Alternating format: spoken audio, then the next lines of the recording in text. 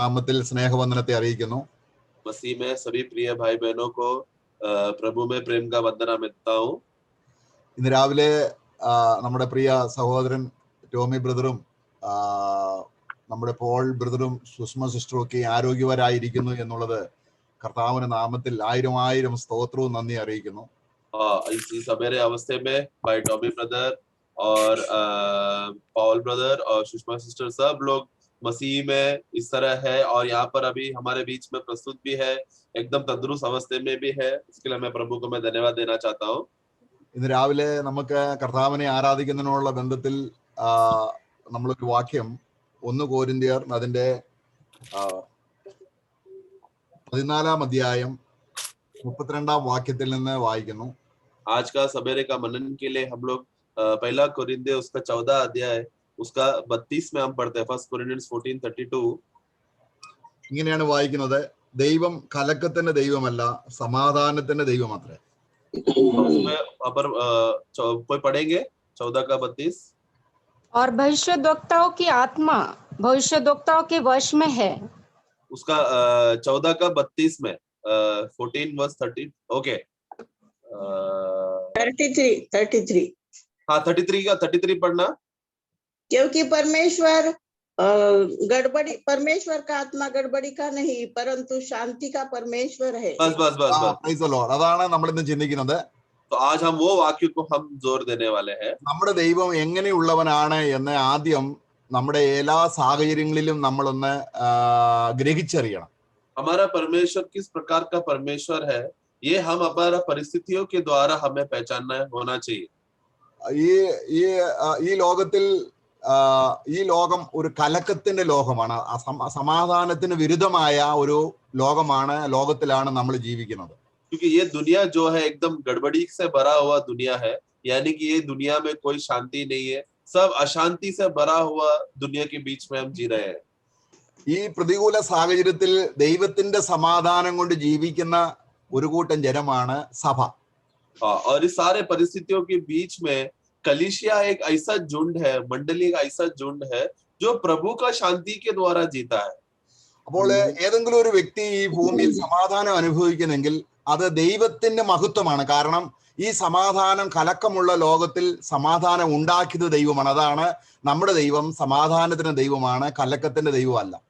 तो इस पूरा दुनिया में जो भ्रष्टता से और गड़बड़ी से भरा हुआ दुनिया में यदि कोई अगर शांति से जी रहा है तो उसका कारण प्रभु यीशु मसीह है. क्योंकि परमेश्वर ही एकमात्र ऐसा व्यक्ति है जो इस दुनिया में जो गड़बड़ी नहीं पहुंचाता परंतु वो शांति देता है, शांति का करता है. इसके लिए वो प्रभु है, उसका कारण शांति में जीने का कारण. നമ്മള് മനുഷ്യന്റെ ചരിത്രം നോക്കുകയാണെങ്കിൽ ഏദൻ തോട്ടം വളരെ സമാധാനത്തിൻ്റെതായ ഒരു അന്തരീക്ഷമാണ്. ദൈവത്തിന്റെ സമാധാനമായിരുന്നു ഏദൻ തോട്ടത്തിൽ ആദാമിന്റെയും ഹവ്വയുടെയും ഹൃദയത്തിൽ ഉണ്ടായിരുന്നത്. आदन वाटिका में अगर हम देखेंगे तो उधर का अवस्था क्या था, वो एकदम शांति पूर्वक एक बगीचा था. क्यों वहां पर? क्योंकि परमेश्वर का शांति उस बगीचा में कार्य करता था. സമാധാനമില്ലാത്ത മനുഷ്യനെ വീണ്ടും ഏദൻ തോട്ടത്തിന്റെ അവസ്ഥയിലേക്ക് തിരികെ കൊണ്ടുവരുന്ന ആ ദൈവത്തിന്റെ പ്രവൃത്തി നമ്മൾ കാണുമ്പോൾ അതിൽ നിന്ന് ഉളവായതാണ് ദൈവത്തിന്റെ സമാധാനമുള്ള സഭ. तो उसमें और इस दुनिया में पूरा अशांति का अवस्था इसमें भरे हुए रहते समय में प्रभु ने जब परमेश्वर ने अपने पुत्र को भेजकर जब एक कार्य किया, वो कार्य करने के द्वारा शांति से वो जब वो कार्य करते समय में ये कार्य से उत्पन्न हुआ एक बात है कलीसिया. അപ്പൊ ദൈവം മനുഷ്യനെ സമാധാനമുള്ളവനായിട്ട് സൃഷ്ടിച്ചു. സമാധാനം നിരന്തരം ഉണ്ടാകണം. എന്നാൽ ഏദൻ തോട്ടത്തിൽ ഒരു കലക്കം ഉണ്ടാക്കി. ഈ കലക്കം എന്ന് പറയുന്നത് അവിശ്വാസമാണ്. तो परमेश्वर ने जब मनुष्य को जब सृष्टि किया सृजा समय में वो एकदम शांति से था, प्रेम में था और आनंद में था. पूरा रीति से शांति का माहौल में और वातावरण में था मनुष्य को परमेश्वर ने सृजा. लेकिन क्या हुआ, वहां पर एक गड़बड़ी हो गई. वो गड़बड़ी क्या थी? मनुष्य के बीच में अविश्वास आया. അപ്പോൾ നമ്മുടെ ജീവിതത്തിലും എപ്പോൾ ദൈവം സമാധാനമല്ല എന്ന് ഒരു നിലയിൽ സാത്താൻ നമ്മുടെ ജീവിതത്തിൽ പ്രവർത്തിക്കുമ്പോൾ നമ്മുടെ സമാധാനം നഷ്ടമാകുന്നു. उसी तरह शैतान जब भी हमारे जीवन में गड़बड़ी लाता है, यानी कि क्या कि प्रभु तुम्हारा शांति नहीं है, मसीह में हमारा शांति नहीं है करके ये अवस्था में हमें अंदर लाकर हमारे अंदर अविश्वास उत्पन्न करता है. നമ്മുടെ ദൈവം സമാധാനത്തിന്റെ ദൈവമാണെന്ന് കണ്ടെത്തിയവരാണ് വിശ്വാസികൾ. അങ്ങനെ ആരെങ്കിലും കണ്ടെത്തിയിട്ടില്ലെങ്കിൽ ആ വ്യക്തിക്ക് വിശ്വാസിയാകാൻ കഴിയത്തില്ല. हमारा हमारा परमेश्वर जो है शांति का परमेश्वर है करके ऐसा जो कोई बोला है वही लोग है सच्चा विश्वासी। यानी अभी तक यीशु मसीह हमारा परमेश्वर यीशु मसीह अगर वो शांतिदाता है, शांति का परमेश्वर है करके ये पहचान अगर किसी को है नहीं, मतलब वो अभी तक विश्वासी बना नहीं है। അപ്പോൾ മനുഷ്യന്റെ സമാധാനം നഷ്ടപ്പെട്ടപ്പോൾ ദൈവഹൃദയത്തിലും അസ്വസ്ഥത വന്നു. കാരണം മനുഷ്യനെ സമാധാനമുള്ളവനായി കാണാനാണ് ദൈവം ആഗ്രഹിക്കുന്നത്. അതുകൊണ്ടാണ് കർത്താവ് ഭൂമിയിൽ വന്നപ്പോൾ പറഞ്ഞത്, അതായത് എന്റെ പിതാവ് ഇന്നുവരെയും പ്രവർത്തിക്കുന്നു, ഞാനും പ്രവർത്തിക്കുന്നു. तो इसके लिए हम देखते हैं कि प्रभु जब मनुष्य के बीच में अशांति आ गया, शांति भ्रम हो गया, तो हम देखते हैं प्रभु भी दुख हो गया, क्योंकि हमारा परमेश्वर का आग्रह क्या था कि मनुष्य हमेशा शांति में रहे, शांति में जिए, शांति में अनुभव करे। तो वो शांति निरंतर शांति में न बने रहने की वजह से प्रभु को स्वर्ग में एक निराशा आ गया। इसलिए प्रभु जब दुनिया में आकर क्या कहता है, मैं अभी भी कार्य कर रहा हूं और मेरा पिता भी अभी भी कार्य कर रहा है। അപ്പൊ മനുഷ്യനെ സമാധാനമുള്ളവനാക്കാനായിട്ടാണ് സമാധാനത്തിന്റെ ദൈവം തന്റെ സമാധാനത്തിന്റെ പുത്രനെ ഭൂമിയിലേക്ക് അയച്ചത്. तो मनुष्य को शांति में भर जाने के लिए या भर देने के लिए, शांति अनुभव करते रहने के लिए शांति का प्रभु परमेश्वर अपना पुत्र शांति का राजकुमार को इस दुनिया में भेजा। നമ്മൾ ലൂക്കോസ് സുവിശേഷം 2-ാം അധ്യായം അതിന്റെ 14-ാം വാക്യത്തിൽ കർത്താവിന്റെ മനുഷ്യാവതാരത്തോടുള്ള ബന്ധത്തിൽ ദൂതന്മാർ ഒരു പാട്ട് പാടുന്നുണ്ട്. लूका का पुस्तक 2:14 पढ़ते समय में वहां पर स्वर्गदूत लोग वहां पर वो लोग गीत गाते हैं। അവിടെ നമ്മൾ വായിക്കുന്നു, അവിടെ അതിന്റെ 13 മുതലുള്ള വാക്യങ്ങൾ വായിക്കുമ്പോൾ उसका 13 वाक्य जब हम पढ़ते हैं 13 से, हाँ पढ़ो। तब एकाएक उस स्वर्गदूत के साथ स्वर्गदूतों का दल परमेश्वर की स्तुति करते हुए और वह कहते हुए दिखाई दिया, आकाश में परमेश्वर की महिमा और पृथ्वी पर उन मनुष्य में जिससे वह प्रसन्न है शांति हो। ഇങ്ങനെ ഒരു ദൂത് പറയാൻ ദൂതന്മാർക്ക് കഴിഞ്ഞിരുന്നില്ല ക്രിസ്തുവിന്റെ ജനനം വരെ. देखो ये इस तरह ये जो बातें हैं, जब तक प्रभु यीशु मसीह का जन्म नहीं हुआ तब तक कोई भी स्वर्गदूत को इस रीति का बातें बोलने नहीं हुआ था इसके पहले। കാരണം ലോകം മുഴുവൻ കലക്കത്തിന്റെയും സാത്താന്റെ ഭരണത്തിന്റെയും കീഴിലാണ് ജനം. क्योंकि क्या है, पूरा दुनिया तब तक शैतान के अधीन में और गड़बड़ी का दुनिया में भरा हुआ है। സാത്താന് സമാധാനമില്ല, അതേ പ്രകൃതിയിലേക്ക് മനുഷ്യൻ വീണുപോയി. जैसा शैतान को शांति नहीं है, वो उसको खुश नहीं है, उसी तरह वो अशांति का स्वभाव में सारा मनुष्य को उसने गिरा दिया। നമ്മള് ക്രൂശിൽ വായിക്കുന്നത്, നമ്മള് യെശയ്യാവിന്റെ പുസ്തകം 53-ാം അധ്യായത്തിൽ നമ്മുടെ സമാധാനത്തിനായുള്ള ശിക്ഷ അവന്റെ മേലായി. हम लोग जब यशायाह का पुस्तक 53 का अध्याय में हम वहां पर एक वाक्य पढ़ते हैं कि हमारा शांति का दंड परमेश्वर ने पुत्र के ऊपर डाला। അപ്പൊ കർത്താവായ യേശുക്രിസ്തു ക്രൂശിൽ മരിച്ച് ഇത് നമ്മൾ വിശ്വസിക്കുമ്പോൾ നമുക്ക് ദൈവത്തോട് ഒരു നല്ല സമാധാനം സ്ഥാപിക്കപ്പെടുന്നു. तो जब प्रभु हमारे लिए क्रूस पर मरा है करके जब ये बात हमें बोध्य होते समय में हमें परमेश्वर के साथ एक बहुत बड़ा मेल मिलाप और एक शांति का अनुभव होता है। അപ്പൊ ക്രിസ്തു കഷ്ടം അനുഭവിച്ചത് ഞാൻ സമാധാനം അനുഭവിക്കാനാണെന്നുള്ള ദൈവത്തിന്റെ പ്രവൃത്തിയാണെന്ന ആ ദൈവസ്നേഹം നമ്മുടെ ഹൃദയത്തിൽ നമ്മൾ ഓർക്കണം. അതാണ് ആരാധനയിൽ മുഖ്യമായ കാര്യം. तो आराधना मतलब क्या है? आराधना में हम ये बात याद कर रहे हैं, स्मरण कर रहे हैं, हम ये बात को ध्यान कर रहे हैं कि मुझे शांति देने के लिए प्रभु यीशु मसीह को तकलीफ और वेदना उठाना पड़ा। वो बोध मैं प्रभु की उपस्थिति में आकर मैं धन्यवाद दे रहा हूँ। നമ്മള് എബ്രായ ലേഖനം 9:9 വായിക്കുകയാണ്. इब्रानियों का पुस्तक उसका 9:9 में हम इस रीति से पढ़ते हैं। പഴയ നിയമത്തിലെ ആരാധനയിൽ ആരാധനക്കാരുടെ മനസാക്ഷിയിൽ പൂർണ്ണ സമാധാനം വരുത്താത്ത യാഗം അർപ്പിച്ചു എന്ന് വായിക്കും. पुराने नियम में जब वो लोग बलिदान करते समय में उस बलिदान में आराधक को पूर्ण रीति से शांति नहीं मिलता था करके और पाप का छुटकारा नहीं मिलता था करके हम पढ़ते हैं। എന്നാൽ കർത്താവായ യേശുക്രിസ്തുവിന്റെ യാഗത്തിലൂടെ ആരാധനക്കാരന് മനസാക്ഷിയിൽ പൂർണ്ണ സമാധാനം കിട്ടുന്നു. लेकिन नए नियम में हम देखते हैं कि क्या हुआ, प्रभु यानी कि प्रभु यीशु मसीह के बलिदान के वजह से क्या हो गया, उसको विवेक में पूर्ण रीति से शुद्ध मिला है और वो शांत हो चुका है। അപ്പൊ നമ്മുടെ ഹൃദയത്തിൽ ഏത് കലക്കമുണ്ടെങ്കിലും, മരണം വന്നാലും, ഏത് കലക്കമുണ്ടായാലും, ഏത് പ്രശ്നം വന്നാലും നമ്മൾ മുറുകെ പിടിക്കേണ്ടത് എന്റെ സമാധാനം യേശുക്രിസ്തുവാണ് എന്നാണ്. तो इसके लिए हमारे जीवन में किसी भी प्रकार का गड़बड़ी क्यों ना है, किसी भी प्रकार का हलचल क्यों ना है, या फिर मृत्यु का बातें क्यों ना है, हमें सबसे पहली बात हमारे विवेक में ये बात ठान लेना है कि मेरा मेरे मेरे अंदर शांति का कारण है प्रभु यीशु मसीह, वो मेरा शांति है। അപ്പൊ എഫെസ്യ ലേഖനം 2-ാം അധ്യായം അതിന്റെ 13 മുതലുള്ള വാക്യങ്ങൾ താപ്പോട്ട് വായിക്കുമ്പോൾ നമുക്കത് കാണാൻ കഴിയും. एफेसियों का पुस्तक 2:13 में जब हम पढ़ते समय में वहां पर हम उस बात को देख सकते हैं। നമ്മൾ മുമ്പേ ദൂരസ്ഥരായിരുന്നു, കാരണം സമാധാനമുള്ള ദൈവത്തിൽ നിന്നും ദൂരെയായിരുന്നു. वहां पर हम लिखे कि एक समय में हम लोग दूर थे, मतलब क्या हम लोग एक समय में जो शांति का परमेश्वर था, उस शांति का परमेश्वर से हम लोग दूर थे।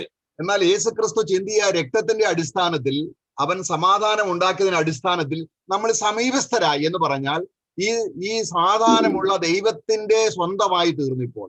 तो और फिर यीशु मसीह ने कलवरी क्रूस में लहू बहाने के द्वारा हम जो दूर थे, अभी हम लोग परमेश्वर के निकट आ चुके हैं। यानी कि क्या, हम लोग जो अशांति से दूर थे, परमेश्वर से जो भी रिश्ता नहीं था, आज हमें उस परमेश्वर से मेल मिलाप होकर हम उनके निकट आ चुके हैं। അപ്പൊ നമ്മള് ഇന്ന് ദൈവത്തോട് അടുത്തിരിക്കുന്നെങ്കിൽ, ദൈവത്തിന്റെ അടുക്കൽ സമീപസ്ഥരാണെങ്കിൽ സമാധാനമുണ്ട്. നമ്മൾ ലോകത്തിൽ സാത്താന്റെ അടുക്കലാണെങ്കിൽ സമാധാനമില്ല.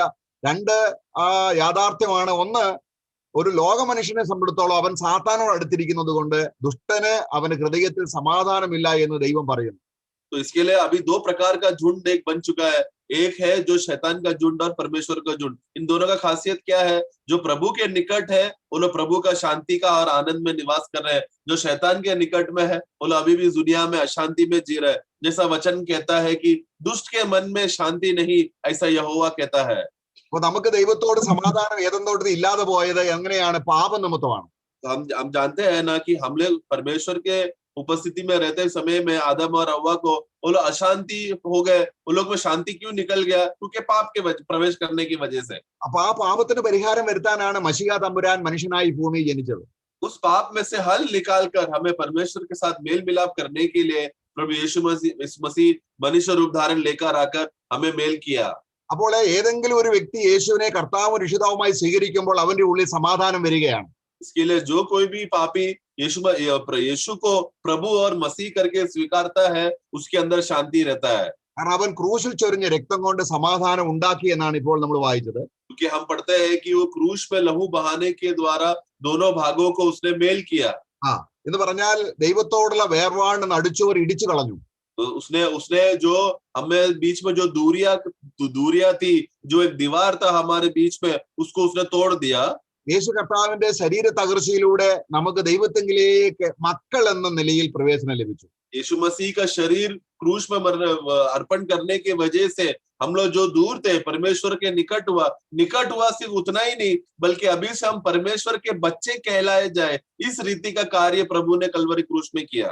ഇതാണ് നമ്മൾ ലൂക്കോസ് സുവിശേഷം 2:14 വായിച്ചത്. ഇത് ദൈവത്തിന് മഹത്വമാണ്. കാരണം പാപിയായ സമാധാനമില്ലാത്ത ഒരു മനുഷ്യന് ദൈവം സമാധാനം കൊടുക്കുമ്പോൾ അത് ദൈവത്തിന് മഹത്വവും ആ സമാധാനം ആ വ്യക്തിക്ക് അനുഗ്രഹവുമായി തീരുന്നു. तो इसके लिए लूका 2 में जब हम पढ़ते हैं समय में परमेश्वर का महिमा हो करके वहां पर हम पढ़ा। क्यों?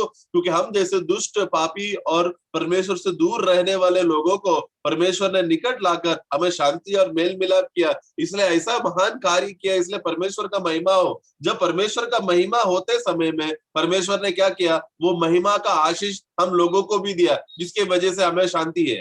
അപ്പോൾ ഈ സമാധാനം എത്ര നാളത്തേക്കുണ്ട്? अभी ये शांति कितना दिन रहेगा?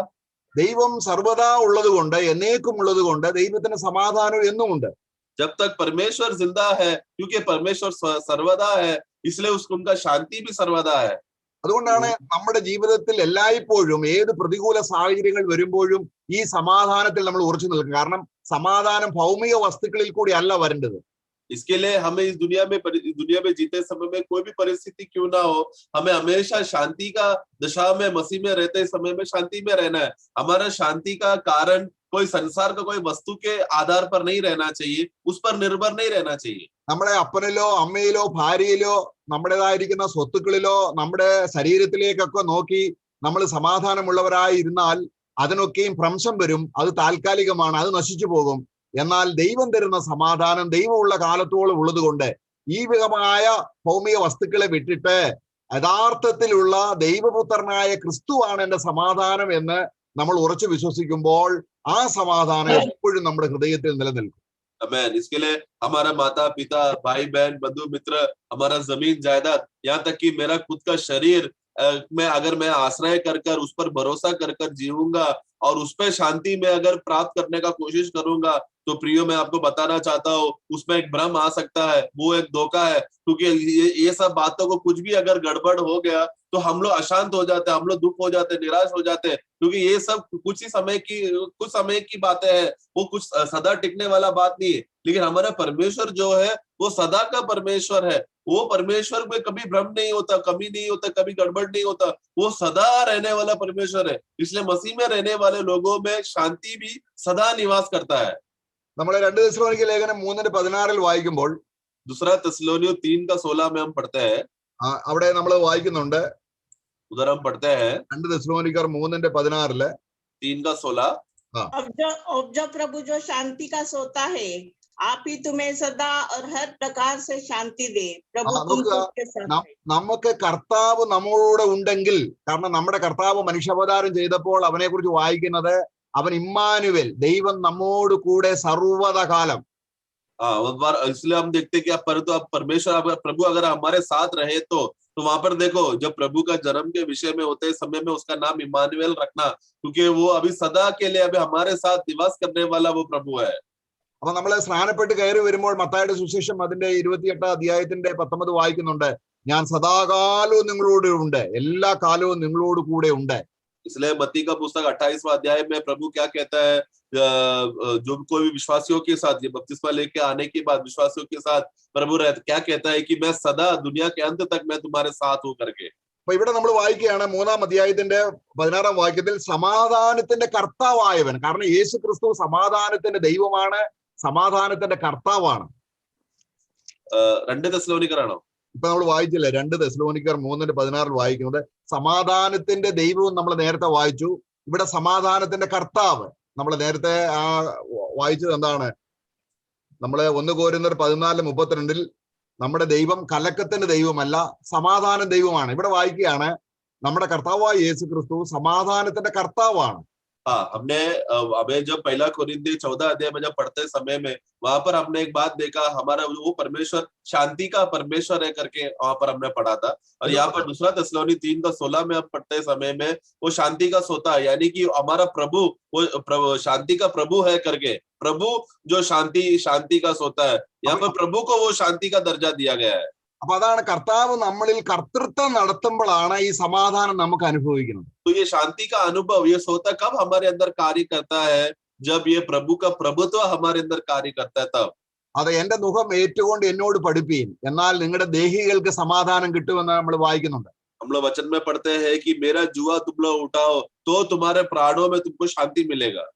അപ്പൊ നമ്മുടെ കർത്താവ് ഈ സമാധാനം, അവന്റെ സമാധാനം നമ്മുടെ ഹൃദയത്തിലേക്ക് പരിശുദ്ധാത്മാവിൽ നൽകി തരികയാണ്. इसके लिए प्रभु, वो तो प्रभु का शांति है जो पवित्र आत्मा हमारे अंदर देता है। അപ്പൊ നമ്മള് നമ്മള് ആത്മാവിന്റെ ഫലം വായിക്കുമ്പോൾ എന്താണ് കാണുന്നത്? आत्मा का फल के विषय में जब हम पढ़ते समय में हम क्या देखते हैं? ആദ്യം സ്നേഹമാണ്. सबसे पहला प्रेम है। അപ്പൊ ദൈവം എന്നെ സ്നേഹിച്ചുവെന്നും എനിക്ക് വേണ്ടി പുത്രനെ പ്രായശ്ചിത്തമാക്കിയെന്നും എനിക്ക് വേണ്ടി യേശു മരിച്ചുവെന്നും രക്തം ചിന്തിയെന്നും അവൻ ഉറക്കെ കരഞ്ഞുവെന്നും രക്തം ഒലിപ്പിച്ചെന്നും അവന് ഉണ്ടായ കഷ്ടത മുഴുവനും നമുക്ക് സമാധാനത്തിന് വേണ്ടിയാണെന്നും നമ്മള് രാവിലെ എഴുന്നേറ്റ് ധ്യാനിക്കുകയും ഓർക്കുകയും ചെയ്യുമ്പോൾ നമ്മുടെ ഉള്ളിലേക്ക് സമാധാനം ധാരാളമായിട്ട് ഇരച്ചു കയറും. तो हम जानते हैं कि परमेश्वर प्रेम है। वो प्रेम, उस प्रेम का आधार पर क्या है कि वो प्रभु ने हमसे प्रेम किया, उन्होंने परमेश्वर ने अपना एकलौता पुत्र को हमारे लिए दिया, वो इस दुनिया में आया, क्रूस में हमारे लिए मरा, कष्ट सहा, वेदना सहा, खून बहा, ये सब दर्द और वो अवस्था से गया मुझे शांति देने के लिए। मैं अशांति से भटका हुआ व्यक्ति को शांति और मेल मिलाप से भर देने के लिए प्रभु यीशु मसीह इतना कष्ट से गया करके, जब प्रातःकाल में उठकर सवेरे सवेरे प्रभु का बातों को, ये सब बातों को मनन करते, इस प्रेम को जब मैं मनन करते रहूंगा तो क्या होगा?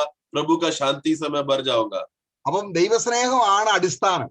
तो इसके लिए परमेश्वर का प्रेम है जो नींव की बात।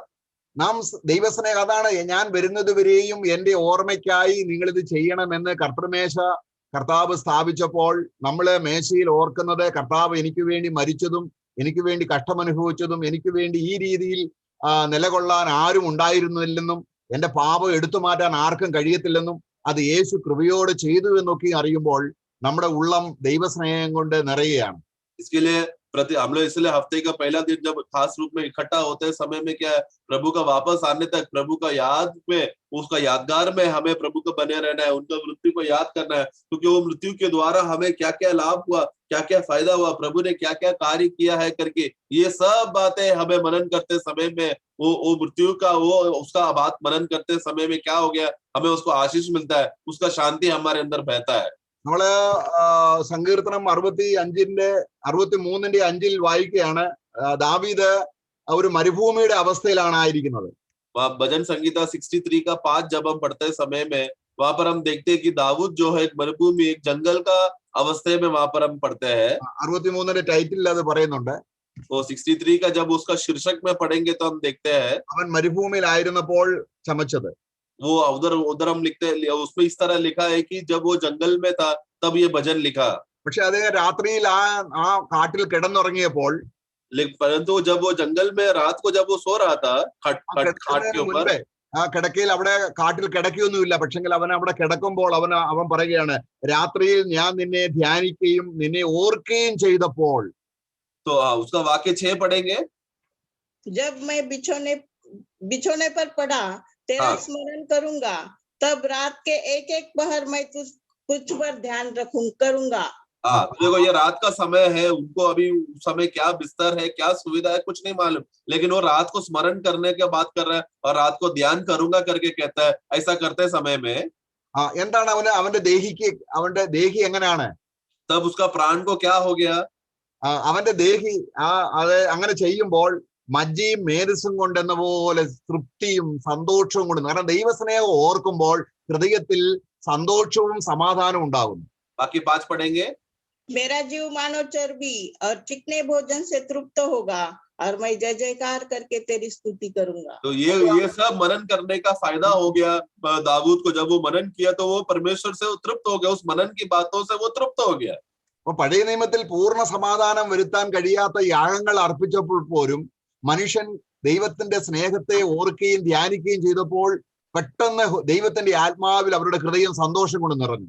जरा सोचो, पुराने नियम में जहाँ पर बलि करने की वजह से उनको पूर्ण छुटकारा नहीं मिलता था, पूर्ण शांति का उपलब्ध नहीं था, लेकिन तभी भी अगर वो लोग प्रभु की उपस्थिति में आकर अगर मनन करते थे, प्रभु के बारे में वो लोग सोचते थे, स्मरण करते थे, वो लोग तृप्त होता था और शांति से भर जाता था. അപ്പൊ നമ്മൾ ഇന്ന് കർത്താവിന്റെ സന്നിധിയിൽ കൂടി വരുമ്പോൾ കർത്തൃമേശയിൽ നമ്മൾ അപ്പവീഞ്ഞുങ്ങളെ കാണുമ്പോൾ ഇത് തന്നെയാണ്. കാരണം ഈ പാപിയായ, ആരും പരിഗണിക്കാത്ത, ഒരു വിലയുമില്ലാത്ത ഒരു നികൃഷ്ട ജീവിയായ എനിക്ക് വേണ്ടി സ്വർഗത്തിന്റെ ഈ മഹത്വമായ ദൈവത്തിന്റെ പുത്രൻ ഈ ഭൂമിയിൽ വന്ന് നിന്ന് അനുഭവിച്ച് കഷ്ടമനുഭവിച്ച് എനിക്ക് വേണ്ടി പീഡ അനുഭവിച്ചത് ഓർക്കുമ്പോൾ അവന്റെ ഉള്ളം ദൈവസ്നേഹം കൊണ്ട് നിറയുകയും അതിന്റെ ഫലമായി സന്തോഷം, സമാധാനം, പിന്നെ ആത്മാവിന്റെ ഫലങ്ങൾ നിറയുക. तो उसी तरह आज नए नियम में भी हम लोग जब एकत्र होते समय में, खास रूप में प्रभु के मेज में उपस्थित होते समय में, हम लोग प्रभु को स्मरण कर धन्यवाद कर जब एकत्र होते समय में हम क्या कर रहे हैं, हम लोग वो बातों को मनन करते समय में, प्रभु का उस प्रेम का बातों को याद करते समय में क्या हो गया, शांति से हम भर गए. शांति से हम भरकर प्रभु का वो आनंद में बढ़ते रहते समय में क्या होता है, बाकी का आत्मा का फल का कार्य भी हमारे अंदर कार्य करने लगता है, प्रकट होने लगता है. ദൈവസ്നേഹം കാര്യമായി പരിഗണിക്കാതെയും ദൈവസ്നേഹത്തെ തള്ളിക്കളയുകയും ചെയ്യുന്ന ഒരു വ്യക്തിക്ക് ഭൂമിയിൽ സമാധാനമില്ല. ദുഷ്ടൻ എന്ന് പറഞ്ഞാൽ അതാണ്. ദൈവം നമ്മെ സ്നേഹിച്ചതും ദൈവപുത്രൻ വന്ന് വീണ് മരിച്ചതും ഒന്നും ഒരു വ്യക്തിക്ക് വിലയേറിയതായി കാണുന്നില്ല എങ്കിൽ ദൈവപുത്രനെ ചവിട്ടിക്കളയുക, അവനെ ശുദ്ധീകരിച്ച രക്തത്തെ വിലയില്ലാതായി കാണുക, കൃപയുടെ ആത്മാവിനെ നിന്ദിക്കുക, ആ വ്യക്തിക്കാണ് സമാധാനം ഇല്ലാത്തത്. तो वो कौन लोग जो इसके लिए सबसे बड़ा मूल आधार है परमेश्वर का प्रेम.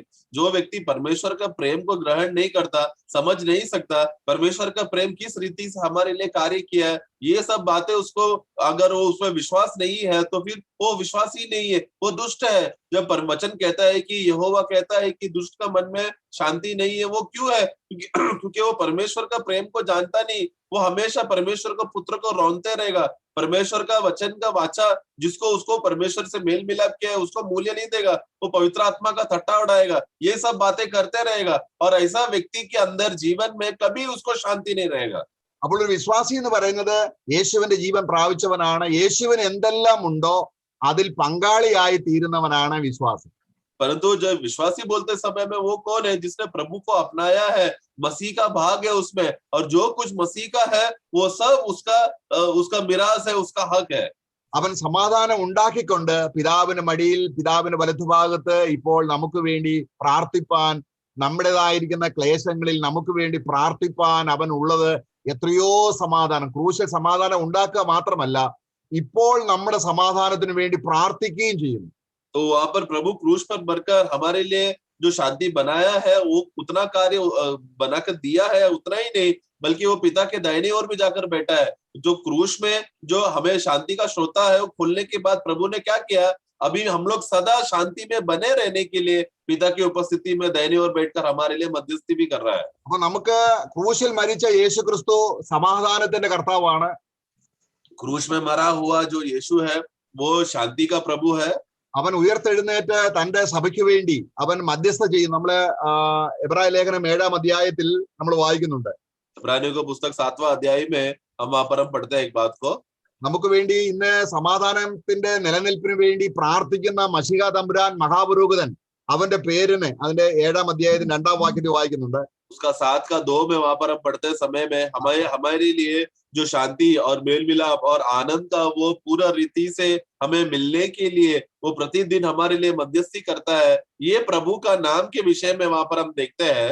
അവന്റെ പേരിന് ആദ്യം നീതിയുടെ രാജാവെന്നും, उनका नाम में एक है जो धार्मिकता का राजा।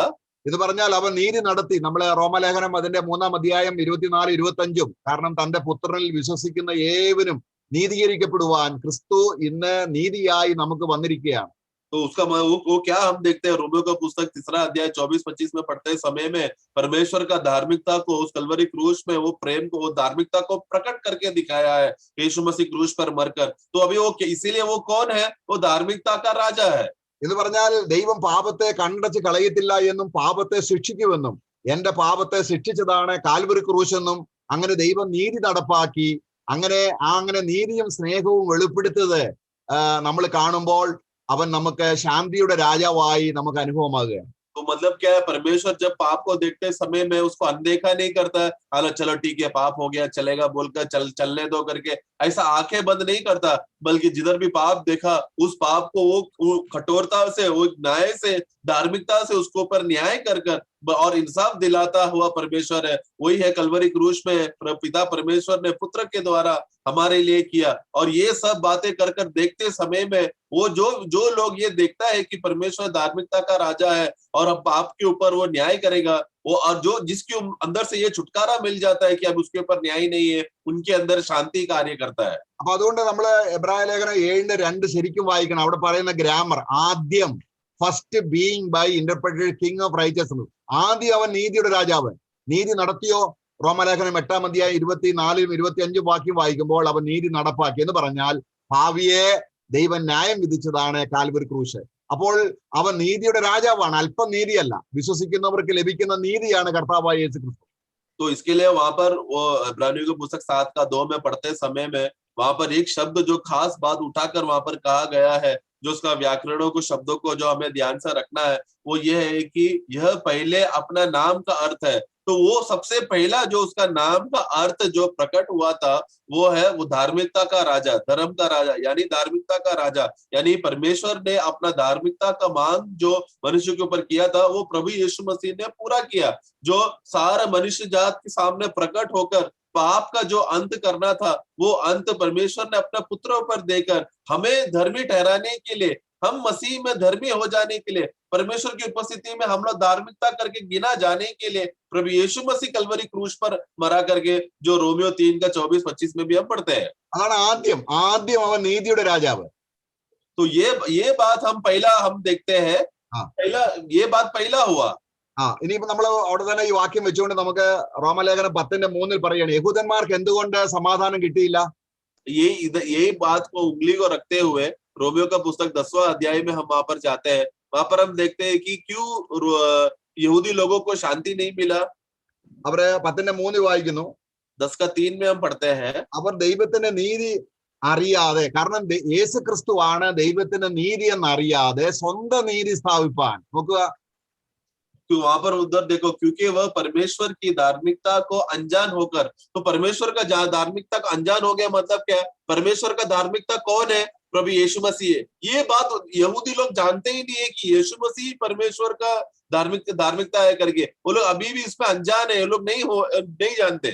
ആ നീതി കീഴ്പ്പെട്ടില്ല, അനുസരിച്ചില്ല. അവർക്ക് യേശുക്രിസ്തുവിനെ കർത്താവായിട്ട് അംഗീകരിക്കാൻ തയ്യാറായി. അവർ കീഴ്പ്പെട്ടു. കർത്താവിന്റെ കാൽക്കൽ വീണ് യേശുവേ നീയാണ് ദൈവത്തിൽ നിന്നുള്ള നീതി എന്ന് പറഞ്ഞ് സ്വീകരിക്കുമ്പോൾ അവർക്ക് സമാധാനവും അതിന്റെ നിറവും കിട്ടും. और वो लोग क्या हुआ, जो परमेश्वर का धार्मिकता था प्रभु यीशु मसीह, उसके सामने वो लोग आधीन नहीं हुए।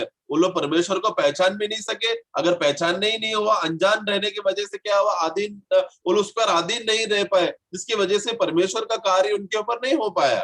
അതിന്റെ 10-ാം അധ്യായത്തിന്റെ 3-ാം വാക്യത്തിൽ അവർ ദൈവത്തിന്റെ നീതി അറിയ, സ്വന്തം നീതി, और उन लोगों ने क्या किया, अपने धार्मिकता को वो लोग धार्मिकता में जीने लगे। അപ്പം നമ്മളെ കർത്താവായ യേശു ക്രിസ്തു നമ്മുടെ മഹാപുരോഹിതനായിട്ട് നിൽക്കുമ്പോൾ നീതിയുടെ രാജാവാണ്. കർത്താവേ, നീ എന്തുമാത്രം നീതി എന്റെ മേൽ ചൊരിഞ്ഞു, എന്റെ ഒരു പാപവും നീ ദൈവസന്നിധി കൊണ്ടുവരുന്നില്ല, എന്റെ പാപത്തിനെല്ലാം നീ ക്ഷമിച്ചു തന്നു, നിന്റെ രക്തം എനിക്ക് അനുകൂലമായി സംസാരിക്കുന്നു. നീതിയുടെ രാജാവായിട്ട് ആദ്യം യേശു ക്രിസ്തുവിനെ നമ്മൾ കാണണം. അവൻ നീതിയുടെ രാജാവായി ഇനി 1000 കൊല്ലം ഈ ഭൂമിയിൽ വാഴും. इसके लिए हमें सबसे पहली बात हमें याद रखना है कि जब वो उनका नाम का जो सबसे पहला बात जो प्रकट होता है वो है कि वो धार्मिकता का राजा है। ये बात प्रभु यीशु मसीह सबसे पहला प्रकट होते समय में वो धार्मिकता का राजा है, इस रीति में वो प्रकट होकर वो कार्य करता है करके, क्योंकि वो धार्मिकता का राजा है और उस अर्थ में वो प्रकट होगा। सबसे पहला बात वो उस बात को उन्होंने पूरा किया। इसलिए एक विश्वासी को उसके जीवन में ये बात उसको एहसास होना है कि मैं अधर्मी था लेकिन मुझे प्रभु धर्मी ठहराया, मैं पापी था लेकिन मुझे प्रभु ने उस पाप का अवस्था से हटाकर मुझे धार्मिकता का स्थान में लेकर आया और मुझे योग्य खड़ा किया। ये सब बातें उनके धार्मिकता के वजह से, मैं तो नरक में जाना चाहिए था लेकिन उन्होंने मुझे बचाया करके, ये सब बातें हमें सबसे पहला याद रखना है। അപ്പൊ നമ്മൾ നേരത്തെ കണ്ടു ദൈവത്തിന്റെ സ്നേഹം, ദൈവത്തിന്റെ നീതി. सबसे पहला हमने देखा परमेश्वर का, पहला हमने प्रेम को देखा, अभी हम धार्मिकता को देखें। യേശുക്രിസ്തു ക്രൂശിൽ മരിച്ചത് ദൈവസ്നേഹമാണെന്ന് 1 യോഹന്നാൻ 4:10 വായിക്കുന്നുണ്ട്. पहला यूहन्ना 4:10 में हम पढ़ते समय में हम अच्छी तरह से देखते हैं कि परमेश्वर ने हमसे प्रेम किया है, इसलिए वो क्रूस में वो हमें मरकर बचाने से वो प्रेम को प्रकट किया है। റോമലേഖനം 3:24 വായിക്കുന്ന ദൈവം നീതിയാണ്. വെളിപ്പെടുത്തി, നീതിയെ ദൈവം വെളിപ്പെടുത്തി. അപ്പൊ അങ്ങനെ ദൈവസ്നേഹവും ദൈവനീതിയും ഒരു വ്യക്തി കാണുമ്പോൾ അവൻ അതാണ് ആദ്യം. അതാണ് നമ്മള് എബ്രായ ലേഖനം 2-ാം അധ്യായം 2-ാം വാക്യം ഒന്നും കൂടെ വായിക്കാം, നമുക്ക് തിരിച്ചു വരാം.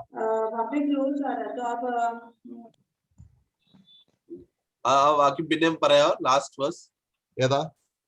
ഇപ്പൊ ഏതാ വാക്യം പറഞ്ഞേ? ഹീബ്രൂസ് അല്ല, എബ്രായ ലേഖനം 7:2 ഒന്നും കൂടെ വായിക്കാം നമുക്ക്. तो हमने सबसे पहला हमने रोमियो का पुस्तक 3 में हमने देखा कि वो परमेश्वर का धार्मिकता को, और पहला यूहन्ना में हमने परमेश्वर का प्रेम को देखा। दोबारा हम लोग वही इब्रानियों का पुस्तक हम पढ़ेंगे 7:2 में। അതാണ് ആദ്യം, first being by interpreted king of righteousness. ആദ്യം അവനെ നീതിയുടെ രാജാവ്. അപ്പൊ സ്നേഹത്തിന്റെയും നീതിയുടെ രാജാവാണ് യേശുക്രിസ്തു. तो वहां पर देखो सबसे पहला जो प्रकट हुआ है उनका नाम का अर्थ है वो है धार्मिकता का राजा। वो धार्मिकता का राजा के विषय में जो प्रकट हुआ, इस धार्मिकता में क्या क्या बातें हैं? परमेश्वर धार्मिक है और वो प्रेम करने वाला है, क्योंकि ये 2 बातें उन्होंने प्रकट किया। ഈ 2 കാര്യം അറിയാൻ ദൈവസന്നിധിയിൽ അല്പസമയം ഇരുന്ന് ധ്യാനിക്കുമ്പോൾ നമ്മുടെ ഉള്ളിലേക്ക് after that also king of Salem, അല്ലെങ്കിൽ മൽക്കി സദേക്ക് എന്ന് പറഞ്ഞാൽ, മൽക്കി എന്ന് പറഞ്ഞാൽ നീതിയുടെ രാജാവെന്നും സദേക്ക് എന്ന് പറഞ്ഞാൽ സമാധാന രാജാവ് എന്നുമാണ് അർത്ഥം. അപ്പൊ മൽക്കി സദേക്ക്, the king of Salem, which is the king of peace. तो ये बातें विश्वासी जीवन में सबसे पहला बात, ये जो मूल बात, जो 2 बातें मनन करना है वो है धार्मिकता और परमेश्वर का प्रेम। इस प्रेम और धार्मिकता के आधार में मनन करते समय में, और फिर जो है उसका नाम का जो अर्थ है शालेम का राजा, जो है शांति का राजा, इस विषय में उनको ध्यान करना है। അപ്പോൾ നമുക്ക് ദൈവസന്നിധിയിൽ നമ്മള് ദൈവസ്നേഹം ഓർക്കുകയും അതായത് സകല വിശുദ്ധന്മാരോടുകൂടെ ദൈവസ്നേഹത്തിന്റെ ഉയരം, നീളം, ആഴം, വീതി എന്നിവ ഗ്രഹിക്കണം. ഇത് ഗ്രഹിക്കും തോറും നമ്മുടെ അനുഭവത്തിൽ എന്ത് സംഭവിക്കുന്നു? സമാധാനവും സന്തോഷവും ആത്മാവിന്റെ ഫലങ്ങൾ, എല്ലാ ആത്മാവിന്റെ ഫലങ്ങളും നമ്മളിൽ നിറഞ്ഞൊഴുകും. इसके लिए हमें सभी विश्वासियों के साथ एकत्र होते समय में, जैसा वचन कहता है, परमेश्वर का प्रेम का ऊंचाई, लंबाई, गहराई, चौड़ाई, ये सब बातों को सभी भाई बहनों के साथ हमें एकत्र में रहकर हमें उसका लाभ उठाना है, उसका अर्थ समझना है, हम लोग मनन करना है। जब ऐसे सब कार्य करते समय में आत्मा का फल का सारे गुणों का विशेषता के बारे में हम लोग उसमें बढ़ते रहेंगे, उस बात में हम लोग चलते रहेंगे। നോക്കുക, നമ്മള് 1 കൊരിന്ത്യർ 13 അധ്യായം, കാരണം സാത്താൻ നമ്മുടെ ഹൃദയത്തിൽ കഷ്ടതയും പ്രയാസവും ദുഃഖവും ഒക്കെയും കലക്കം കൊണ്ടുവരുമ്പോൾ കലകിയിട്ട് ദൈവ സ്നേഹമല്ല എന്നുള്ള ഒരു നിലയിൽ നമ്മുടെ ഹൃദയത്തെ ഫീൽ ചെയ്യിപ്പിക്കുകയും നമ്മുടെ ഹൃദയം കഠിനമാകുകയും ചെയ്യും. तो शैतान क्या करता है, हमारे जीवन में हमें विश्वासघात लाता है। हम परमेश्वर के खिलाफ विश्वास ना करें, परमेश्वर से विश्वास ना करे बोलकर हमेशा परमेश्वर के विरुद्ध रहे, इस तरह के बातों का सोच विचार हमारे अंदर लाता है। അതാണ് ഏദൻ തോട്ടത്തിൽ സംഭവിച്ചത്. वही हम देखते हैं ईदन वाटिका में हुआ। അത് നിങ്ങളുടെ മനസ്സ് ക്രിസ്തുവിനുള്ള ഏകാഗ്രതയിൽ നിന്ന് വിട്ടുപോകാൻ സാധ്യത. കാരണം യേശു ക്രിസ്തു നീതിയുടെ രാജാവാണ്, സമാധാന രാജാവാണ്, എനിക്ക് വേണ്ടി അവൻ സ്നേഹം പകർന്നു എന്നുള്ള ആ സത്യത്തിൽ നിന്ന് നമ്മുടെ ഹൃദയത്തെ അകറ്റാനാണ്, ലോകത്തിലേക്ക് തിരിക്കാനാണ് സാത്താൻ ശ്രമിക്കുന്നത്. इसलिए शैतान क्या करता है, वो चतुराई से हमारा मन को मसीह के ओर से, उसका सीधाई से उसको दूर करने के लिए, भ्रष्ट करने के लिए, और हमें भ्रष्ट करके संसार की ओर हमें गिरा देने का कोशिश करता है। നമുക്ക് അവസാനമായിട്ട് നമുക്ക് 1 കൊരിന്ത്യർ 13 അധ്യായത്തിന്റെ 4 മുതലുള്ള വാക്യം കൂടെ വായിക്കാം. पहला कोरिन्थियर 13 का 4 में हम पढ़ते हैं, ദൈവം സ്നേഹമാണെന്ന് പറയുമ്പോൾ നമ്മളെ നിത്യതയോളം, ദൈവത്തിന്റെ സ്നേഹം നിത്യമാണ്. परमेश्वर जब प्रेम है करके बोलते समय में उनका प्रेम क्या है, नित्य है, अनंत काल का है। അവൻ നമ്മളെ സ്നേഹിക്കുമ്പോൾ ടെമ്പററി ആയിട്ടല്ല സ്നേഹിക്കുന്നത്. जब परमेश्वर हमसे प्रेम करते समय में वो कुछ समय के लिए नहीं प्रेम करता। ആ സ്നേഹത്തിന്റെ ഏറ്റവും വലിയ അടയാളം എന്ന് പറയുന്നത് എന്താണെന്നറിയാമോ? പാപക്ഷമയാണ്. उस प्रेम का जो सबसे बड़ा चिन्ह है, जो हम समझ सकते हैं, वो क्या है? पाप का क्षमा। ഇങ്ങനെ ഇംഗ്ലീഷിൽ ഒരു പ്രോവർബ്സ് ഉണ്ട്, the essence of love is forgiveness. अब हिंदी में ऐसा एक कहावत है, प्रेम का जो सच्चा धारणा का अर्थ या प्रेम का असली स्वभाव क्या है? माफ करना। അവിടെ 13 അധ്യായത്തിന്റെ 4 വാക്യം, സ്നേഹം ദീർഘമായി ക്ഷമിക്കുന്നു. वहां पर पहला कोरिन्थी 13 का 4 में हम देखते हैं कि प्रेम धीरजवंत है। പിന്നെന്ത് ചെയ്യുന്നു? और क्या करता है? वाक्य पूरा पढ़ेंगे। ആ ദൈവത്തിന്റെ സ്വഭാവത്തിന്റെ ക്യാരക്ടറാണ് നമ്മൾ വായിക്കുന്നത്. उधर प्रेम का वो गुण का और स्वभाव को हम देखते हैं।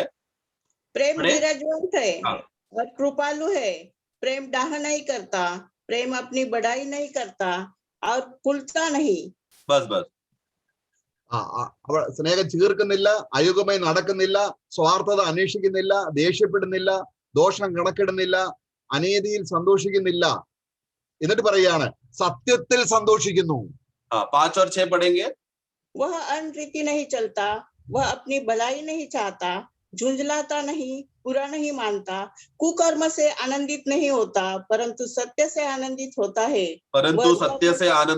है। बस അപ്പൊ നമ്മുടെ ജീവിതത്തിൽ എന്തെങ്കിലും പാപം വന്നിട്ട് നമ്മൾ അകന്ന് സമാധാനമില്ലാത്തവരായിരിക്കുന്നെങ്കിൽ നമ്മൾ ഇങ്ങനെ വിശ്വസിക്കണം, എന്റെ പാപങ്ങളെല്ലാം കണ്ടുപിടിച്ച് എന്നെ ശിക്ഷിക്കാനിരിക്കുന്നവനല്ല ദൈവമെന്നും, ക്രൂശിച്ചൊരിഞ്ഞ രക്തം കൊണ്ട് എന്നെ സ്നേഹിച്ച് ക്ഷമിച്ച് മകനായിട്ട് സ്വീകരിക്കാൻ തയ്യാറാണ് എന്നുള്ള ദൈവ സ്വഭാവം ഹൃദയത്തിൽ ഗ്രഹിക്കുമ്പോൾ എല്ലാ ഭയവും, എല്ലാ നിരാശയും, എല്ലാ ദുഃഖവും നമ്മുടെ ഹൃദയത്തിൽ നിന്ന് പോയിട്ട് നമ്മുടെ ഹൃദയം ദൈവത്തിന്റെ പരിശുദ്ധാത്മാവിന് നിറവുള്ള ഒരു മന്ദിരമായിട്ട് തീരും.